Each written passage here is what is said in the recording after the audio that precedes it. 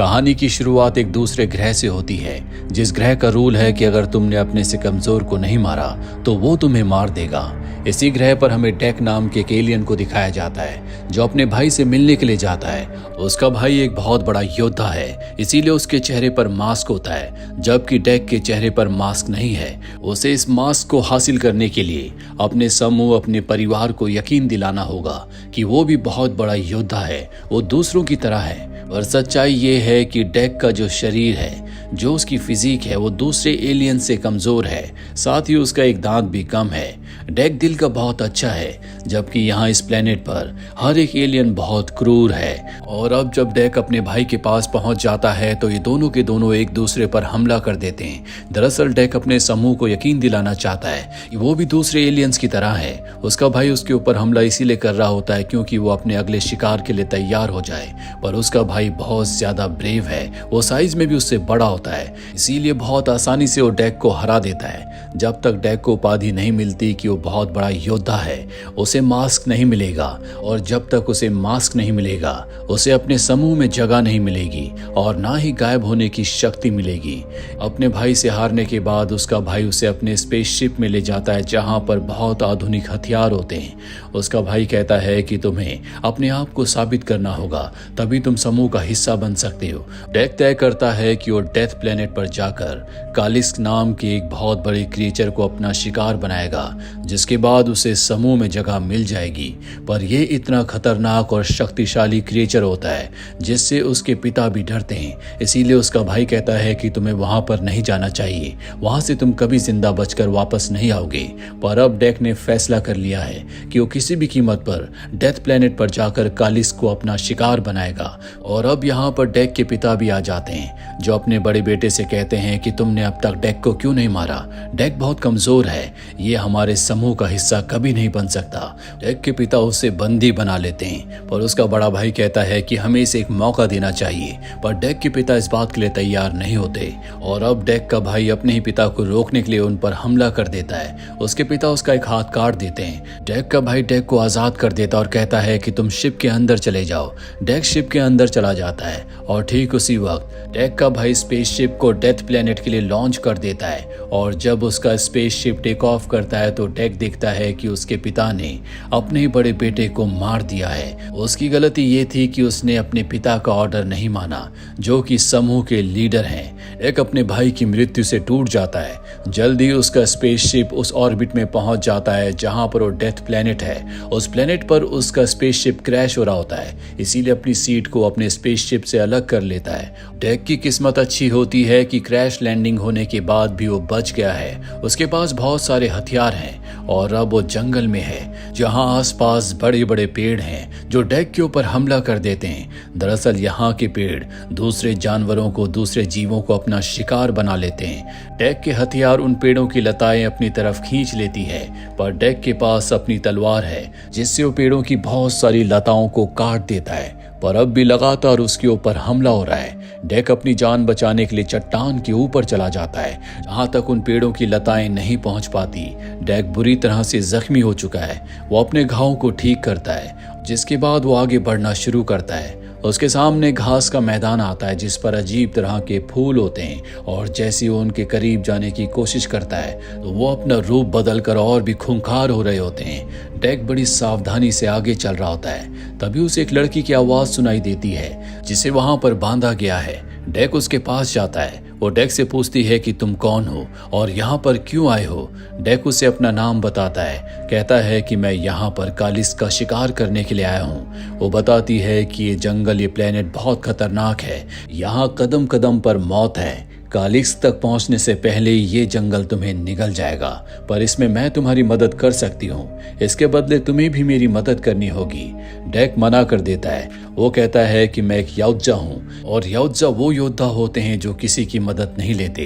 दरअसल in aliens को याउजा कहा जाता है। तभी उस पर एक प्लांट हमला करता है जिससे वो गिर जाता है और अब वो थिया की तरफ अपना एक वेपन फेंकता है जिससे थिया आजाद हो जाती है। यहाँ पर हमें पता चलता है कि थिया कोई इंसान नहीं बल्कि एक रोबोट है। जिसे वेलेंट युतानी कॉरपोरेशन ने बनाया है। वेलेंट वही कंपनी है जिस कंपनी ने प्रोमीथियस मूवी में पूरे प्रोजेक्ट को दूसरे प्लेनेट पर भेजा था, जिस कंपनी ने डेविड नाम के एंड्रॉयड रोबोट को बनाया था।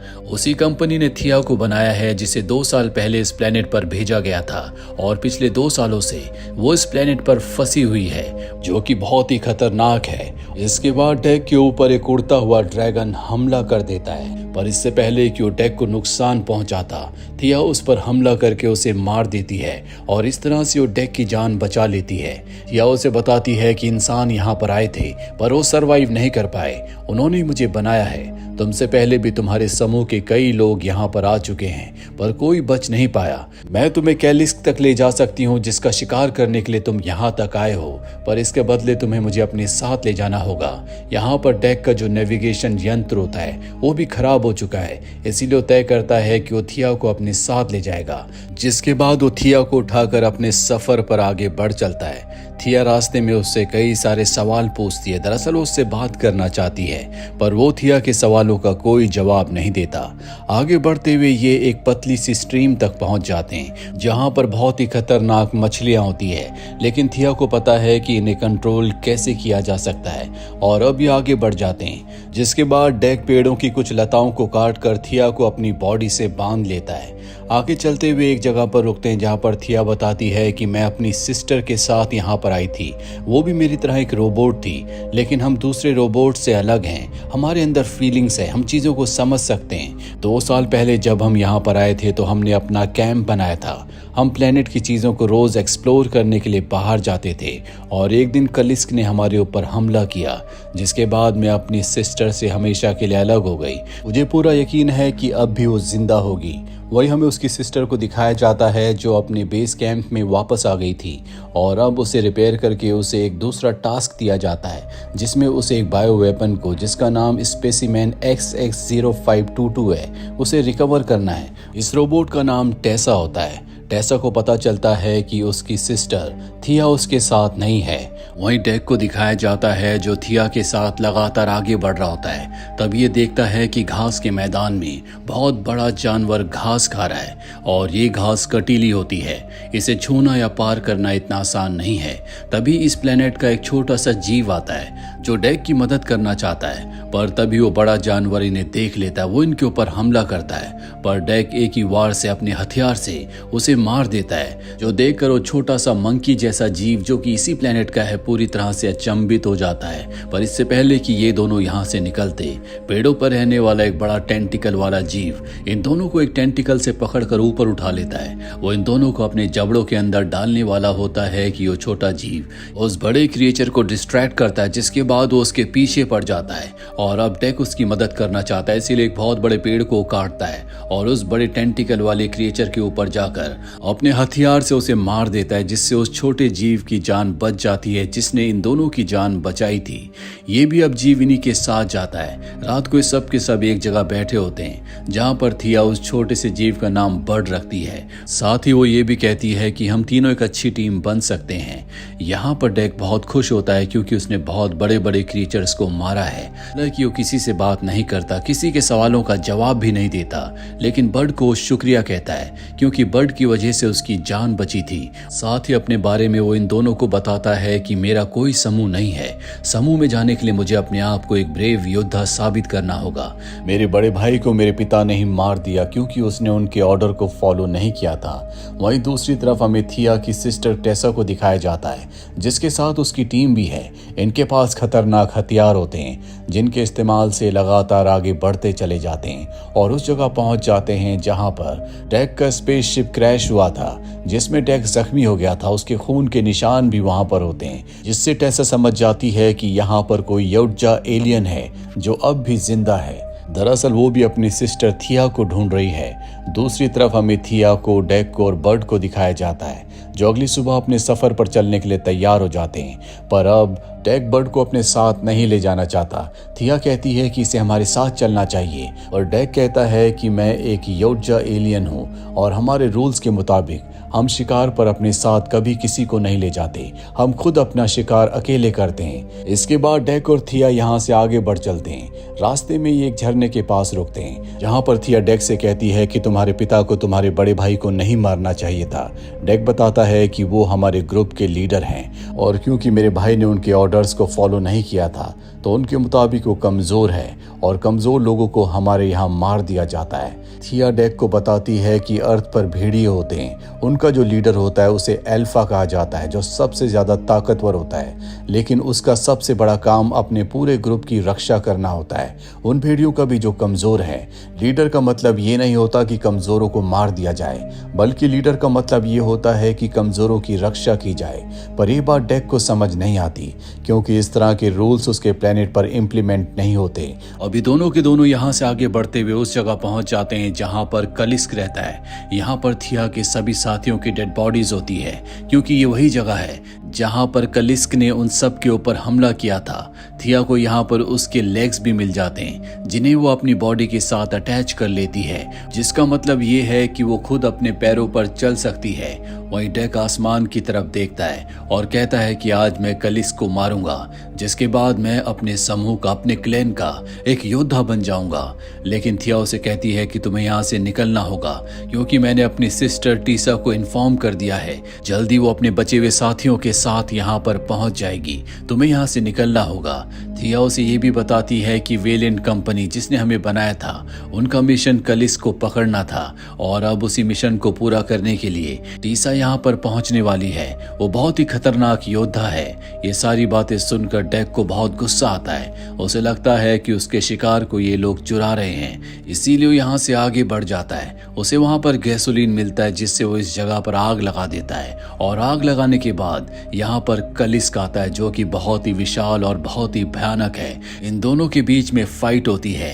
डेक अपनी तलवार से कलिस्क के कुछ पार्ट्स काट देता है, लेकिन कलिस्क के पास ऐसी शक्ति है कि उसके बॉडी पार्ट्स अपने आप ही रीजनरेट हो जाते हैं और अब कलिस्क यहाँ पर डेक को अपने से दूर फेंक देता है। वो थिया की उस मशीन के ऊपर गिरता है जिस मशीन से थिया अपने पैरों को अपनी बॉडी से जोड़ रही थी। एक बार फिर से उसके पैर मशीन के नीचे फंस जाते हैं और अब कलिस्क वहाँ पर आता है जो कि डेक की तलवार को तोड़ देता है। पर डेक हार नहीं मानना चाहता। वो अपने चाकू से उसकी गर्दन को अलग कर देता है। पर कलिस्क को मारना इतना आसान नहीं है। वो एक बार फिर से जिंदा हो जाता है और अब टेसा भी यहाँ पर पहुंच चुकी है जो इनकी तरफ एक बॉम्ब फेंकती है जिससे दोनों के दोनों फ्रीज हो जाते हैं। टेसा और थिया दिखने में हूबहू एक जैसी होती है और अब टेसा डेक के दिमाग को स्कैन करके रीड करने की कोशिश करती है, पर वो उसके दिमाग को रीड नहीं कर पाती कि उसका मकसद क्या है। वो बस अब इतना ही कहती है कि तुम हमारे लिए काम करोगे, जो सुनकर डेक को बहुत गुस्सा आता है। वहीं थिया को वो एक बार फिर से रिवाइव कर लेती है और उसे बताती है कि कलिस्क के साथ साथ हमारे पास एक एलियन भी है और वो और कोई नहीं बल्कि उसका दोस्त डेक है। वो टेसा को डेक को आजाद करने के लिए कहती है, पर वो ऐसा नहीं करती और डेक के दिमाग में केमिकल को इंजेक्ट कर देती है। दरअसल वो डेक के ऊपर एक्सपेरिमेंट करना चाहती है, हालांकि ये मिशन का हिस्सा नहीं है, पर वो थिया की बात नहीं सुनती। डेक के साथ जो कुछ हो रहा होता है ये देखकर थिया को बहुत दुख होता है, इसीलिए यहाँ से डेक को भगा देती है।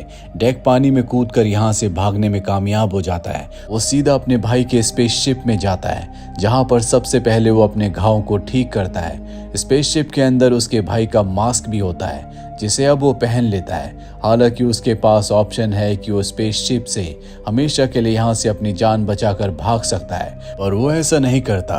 वो यहाँ पर थिया को बचाना चाहता। उसे पता है कि थिया ने उसकी मदद की है और अब उसी के साथ ही उसके दुश्मन है। वो इसी प्लेनेट की रिसोर्सेज से अपने लिए बहुत ही आधुनिक हथियार बनाता है और उस जगह जाता है जहाँ पर कलिस्क के पैर का निशान होता है। उसके पैर के निशान के अंदर बड बैठा होता है। ये देखकर वो समझ जाता है कि बड कलिस्क का बेटा है, इसीलिए बड को अपने साथ लेकर उस जगह पहुंच जाता है जहां पर थिया को बंदी बनाकर रखा गया है। सबसे पहले थिया के रोबोटिक पैरों को एक्टिवेट करते हैं जिससे वहां की सिक्योरिटी डिस्ट्रैक्ट हो जाती है। ये उनके ऊपर हमला करके बहुत सारी सिक्योरिटी को मार देते हैं और अब ये थिया के लेग्स को उस तक पहुंचा देते हैं। थिया के लेग्स उसकी बॉडी से कनेक्ट हो चुके हैं। थिया कहती है कि हमें यहाँ से निकलना होगा। डेक उसे बताता है कि कलिक्स बड की मॉम है और वो अपनी मॉम को लेने के लिए यहाँ पर आया है। थिया बताती है कि टेसा उसे धरती पर भेजने की तैयारी कर रही है। अगले 20 मिनट में वो उसे धरती की तरफ भेज देगी, हमें उसे रोकना होगा।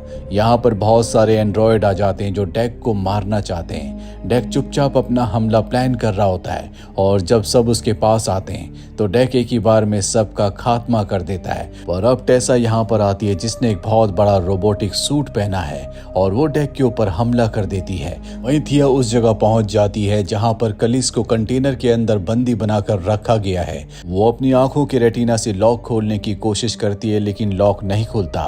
तभी वहां पर एक एंड्रॉयड सिक्योरिटी गार्ड आ जाता है जो थिया को देख लेता है, लेकिन थिया यहाँ पर प्रिटेंड करती है कि वो टेसा है और जैसे उसे मौका मिलता है वो उसे नॉकआउट कर देती है, जिसके बाद उसकी आंखों के रेटिना से वो लॉक को खोल देती है और अब कलिस आजाद है। वो उस जगह पहुंच चुकी है जहां पर टेसा बहुत बड़े रोबोट के अंदर बैठकर डेक के ऊपर हमला कर रही है। कलिस टेसा के ऊपर हमला करती है लेकिन वो एक रोबोट के अंदर है जिसे वो तोड़ नहीं पाती।